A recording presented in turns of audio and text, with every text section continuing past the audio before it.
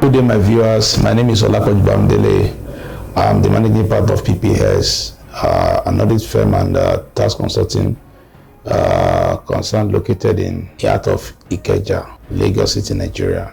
Today, I would like to present to you a highlight of 25 major changes in Nigerian tax law, Finance Bill 2020. What we consider to be major highlights in the changes to Nigeria tax laws. As you are aware that 14 laws were amended and leading to 81 total amendments. So what we consider to be 25 major ones are what I would like to present to you this afternoon. And this in accordance with Finance Bill 2020. Number one, minimum of 6 years tax holiday for SMEs in agribusiness. Only entities that are involved in primary productions are not trading and are regarded as agribusinesses. Now, if you are into agribusiness and you're into primary production, not that you're into processing or trading, you will be entitled for tax holiday up to maximum of 6 years. Initial holiday is 4 years upon your application. Then at the end of the 4th year, you can make additional application for 2 year tax holiday. That is only reserved for those who are involved in primary production agriculture, like growing of crops, rearing of livestock, and the rest for human consumption. While the other part in the value chain, like processing of produce or livestock to finished and trading, will not be entitled to that because they are now regarded as non-agric businesses. Number two, reductions of custom duties on the importation of tractors from 35% to 5%, and VAT exemption granted to animal feeds and hire of agri equipment. That's a very major relief for agri sector. Number three change, non-resident companies are to file both annual global audited reports and local certified financial statements with the FRS going forward. So if you're a non-resident company and you did some businesses in Nigeria, so you'll be ready, you are now mandated by the law to file your annual global audited reports and a copy of your financial statement that captures your transactions in Nigeria, and must be locally satisfied by an auditor, filed with FRS. Number four, non-resident companies must register 14, apply it on every of their invoices. VAT and withholding taxes must be deducted by the buyer at the source and remit accordingly. So just like every other local player, if you're non-resident companies, you stay abroad, or you transfer business in Nigeria, henceforth you'll be required, number one, to register as a taxpayer, can collect your TIN from FRS, and every of the invoices you issue to any of your business partners in Nigeria, your buyer of the goods and services, you must put on top of it, at the top of it, your TIN registration number. Then also on the part of the buyer of such services and goods from non-resident companies, they will have to deduct withholding taxes and in some other instances VAT, and remit accordingly to the tax authority. Number five change, purchase of commercial aircraft and flight tickets sold by commercial airlines registered in Nigeria are now exempted from VAT. 6, duties and levies on motor vehicles have been reduced, from higher rates to far lower rates.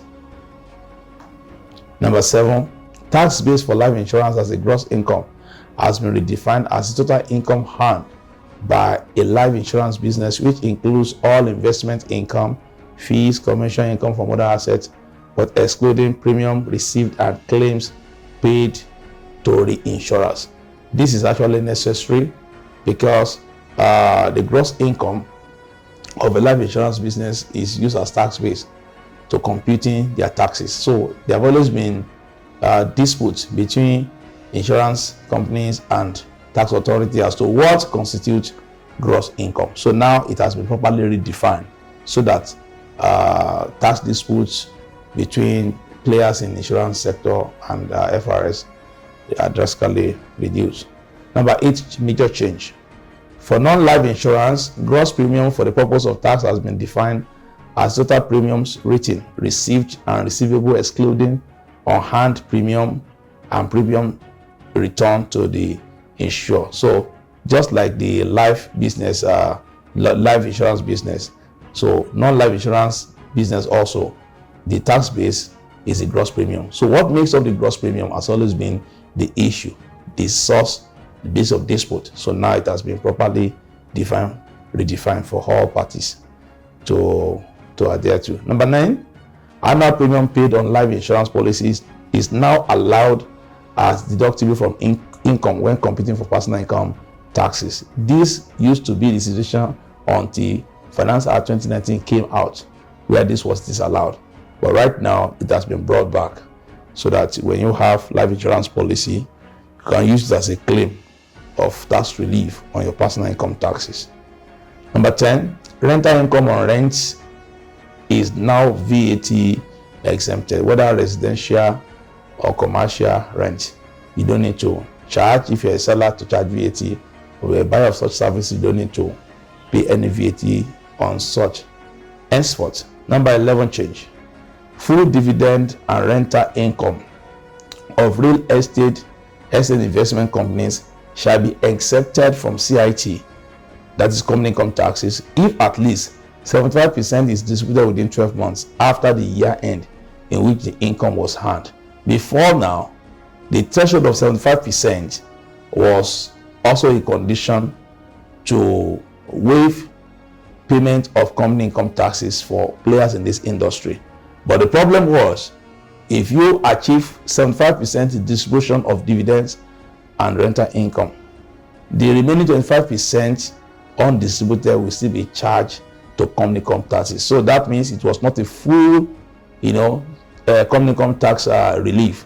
But now, if you hit the threshold of 75% distribution, then there will not be taxing of the undistributed 25%, subjected to company income taxes anymore. That's a good news for players in the real estate industry. Now, number 12, donations in cash and kind made to funds set up by federal government in respect of pandemic or natural disaster are allowed as deduction for tax purposes, but subject to maximum of 10% of accessible profit after deduction of other allowable expenses. This came as a result of COVID-19, effect of COVID-19 in 2020, when companies and individuals had to start supporting government by providing reliefs, materials in kind and cash to support government, because of the crisis. So it is not a law that if you make donations to cause of natural disaster to a fund that is recognized by the federal government, just make sure you have your evidences that you denoted this and that, then you can now use them to claim as a tax relief. It's now allowed as a deductible expenses when we are computing for income taxes for such companies. Number 13, major change. Minimum tax is 0.5% of gross turnover of the company less frank investment income.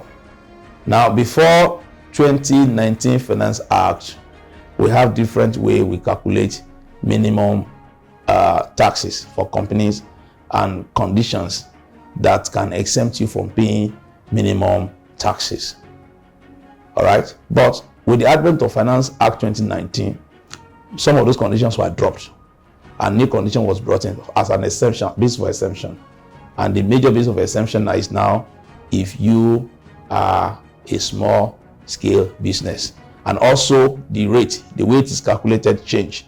Now in 2019, all the complex calculation was removed and is now restricted to 0.5% of gross turnover. But because in reality minimum tax is actually a punishment for companies, because in reality if you make losses you still have to pay company income taxes through minimum tax. It's a big punishment. So Now, with the problem of that COVID-19 created, and the bad economy and problem of cash flow, so law, in its wisdom, now give a relief that, okay, if peradventure you qualify for minimum taxes for the year of assessment falling due between 1 January 2020 and 31 December 2021, you don't need to pay 0.5% of your gross turnover as minimum tax, but rather you take a 50% relief and you now end up paying 0.25% of your gross turnover less franked investment income. Let me say something on this one.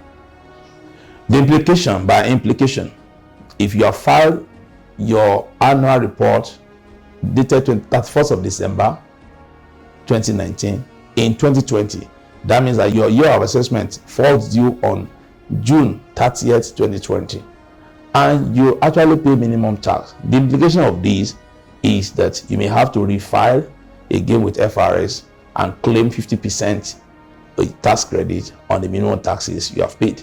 Simple as that.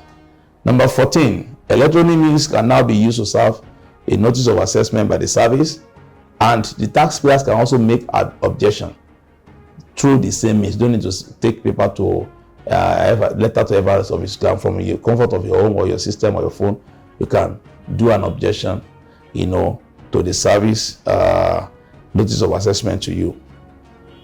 Number 15, undisputed assessments are now payable within 30 days after the notice of the assessment has been served. If there's an assessment that is not being, tossed to and fro because of tax dispute and objection and the rights, now an acceptable notice of assessment has been served upon which the taxpayer does not have any objection, the taxpayer is meant to pay within 30 days of being served such notice. Previously, it used to be 60 days, but has been reduced to 30 days.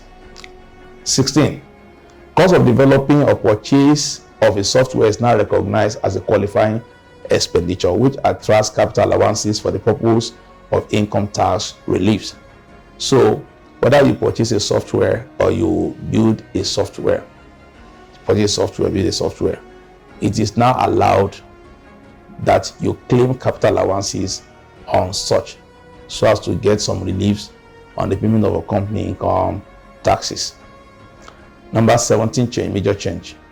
Compensation for loss of employment up to maximum of 10 million naira shall not be chargeable to tax. In other words, any amount in excess of 10 million naira must be subjected to payee rules and remit accordingly. So if you are an employer and you are paying compensation to your employee because of loss of employment, if you pay up to 20, anything below or up to 10 million naira, there is no need to deduct any payee and remit anything, but any amount in excess of that 10 million must be subjected to PAYE regulations and deduct and remit to tax authority accordingly. Number 18, change. Electronic money transfer levy of 15 naira shall henceforth be charged on depositors' account who receive amount in excess of 10,000 naira at a time. So if you have a credit of 10,000 naira drop into your account, be assured of 50 naira levy, which we call EMT, electronic money transfer charge, as a debit to your account. Number 19, unclaimed dividends of publicly quoted companies and unutilized funds in dormant account of depositors' money in banks above 6 years shall henceforth be moved into unclaimed fund, trust fund, UFTF. Such unclaimed dividends shall be treated as a special debt owed by the federal government and will be available to be claimed by the rightful shareholders at any time from the UFTF. Now, government realizes that so many funds are hanging, so many funds are idle in this particular area, and that's why I believe this law was made. So, for unclaimed dividends of publicly quoted companies and funds that have not been utilized in dormant account of depositors in bank for above 6 years, it is now a law that these monies should be moved to a special fund created by the federal government. So when it's time for the depositors or the shareholder to claim the money, they can come forward and approach the people in charge of the fund, make the application and submit necessary evidences. Then they will be gladly paid their fund. 20. Profit of a trade or business from provision of services, be it technical, consultancy, or professional, carried out outside Nigeria to a person resident in Nigeria shall be deemed to be derived from and taxable in Nigeria to the extent that the service provider has significant economic presence in Nigeria. This is related to non-resident companies or individual. A non-resident individual outside Nigeria, providing professional services to a person resident in Nigeria shall have profit of such income subjected to Nigerian taxes. Why? Because it shall be deemed that such income is derived in Nigeria. But there's a clause, and that clause is such individual or company must be assessed to have significant economic presence in Nigeria. This is not defined within the tax law, but according to the law that the Minister of Finance will have to determine per time what is significant economic presence in Nigeria. Number 21 change. This defined the Finance Bill 2020 defined gross income of a person as sum of all incomes from all sources, less tax exempt, e.g. National Housing Fund, National Health Insurance Scheme, pension gratuities, and annual life assurance premium, or contract of deferred annuity on taxpayer's life or the life of his spouse. This will result in slightly higher taxes compared to Pre-Finance Bill 2020. So this is it. Tax exempt are always when you have your gross income, summation of all income from all sources, then you have reliefs, consolidated relief allowance on it before you now deduct tax exempt and get chargeable income and taxes go on it. But today now, as of today, you first of all have to deduct your tax exemptions that are allowed, like we mentioned, pension gratuity, NHIS, NHF, and the rest, from the gross income. So you now arrive at net income. It's on that basis that the consolidated relief allowance will now be charged. Then tax exempt are deducted again. You have your chargeable income before you now calculate your taxes. The implication, by implication, if you earn certain amount in December 2020 and you pay certain amount as your PAYE, you earn the same amount in 2021 January, but you're going to pay a bit higher taxes in January 2021, basically because of these changes.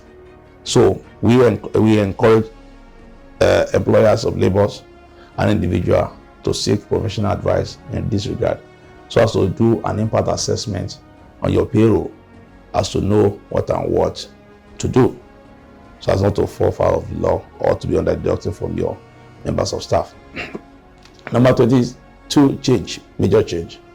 Gross income from employment of 30,000 naira or less shall not be subjected to PAYE henceforth. So this is just to encourage minimum wage earners. If you are earning minimum wage 30,000 or less per month, then you don't need to pay PAYE. Let me put a caveat here. So for example, somebody earns 30,000 per month, work for 12 months, that gives us 360,000 naira per annum. Such a person is a clear case that he earns 30,000 per month. His income will not be subject to PAYE. But another person earns 60,000 naira per annum, work for 6 months, and earn 60,000 naira per month. Such a person will have such income subjected to PAYE rule. Even though he earns 360,000 per annum, the breakdown of such annual income is 60,000 naira per month. So we have to be careful when we are applying this. 23. For the purpose of charging VAT, supply of goods is said to have taken place in Nigeria when such goods are consumed in Nigeria, or the goods are physically present in Nigeria at the time of supply. This is an improvement, and from what we used to have, we had a lot of tax dispute as to whether certain goods or services are supplied in Nigeria or not. So with this clarification, now goods are established to be supplied in Nigeria when those goods are consumed in Nigeria or physically present in Nigeria at the time of supply. So that is very clear, clarification. So if such goods are consumed in Nigeria, they are supplied in Nigeria. Or if goods are physically present in Nigeria at the time of supply, they are also they are also said to have been supplied in Nigeria, and there will be VAT charges on it. Now, for services, also, when are we going to say that a service is supplied in Nigeria? That's what this major change is referring to. And it's saying that for the purpose of charging VAT on the service, the supplier of service is said to have taken place in Nigeria if the service is rendered by a person physically present in Nigeria at the time he renders the service, or the service is provided to and consumed by a person in Nigeria, regardless of whether it is provided from within or outside Nigeria. So the key word here is also that the services are consumed in Nigeria, and that the person that renders a service was physically present in Nigeria when he renders the services.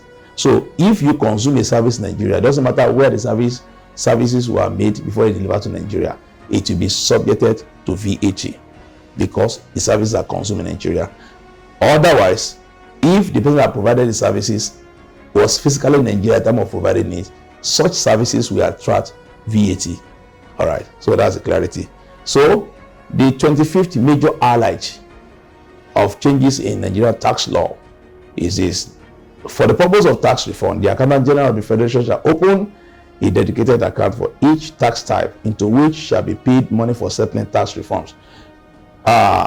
Before now, it's been a problem that after tax dispute and you have tax credit to claim for the government, you don't usually get cash payment.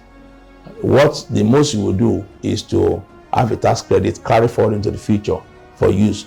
But with this law, this has been resolved. Now, FRS are supposed to open account for each type of tax, like capital gain tax, company income tax, education tax, VAT, and the rest, so that in the event of tax dispute, you have a tax credit to claim, you can be refunded accordingly.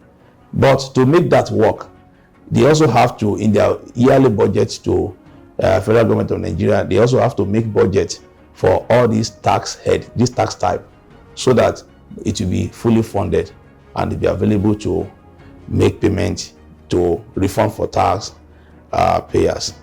So I'll be able to deliver this today, 25 major highlights, changes and the implications of changes in tax law in Nigeria as a result of Finance Bill 2020.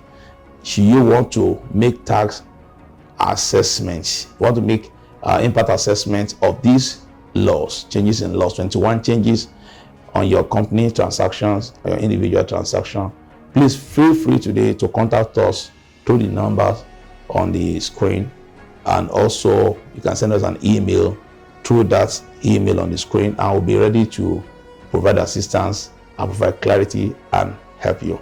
Till we see another time. My name is Olakoj. I'm the managing partner of PPS, a firm located in the heart of Ikeja, Lagos, Nigeria. Bye for now.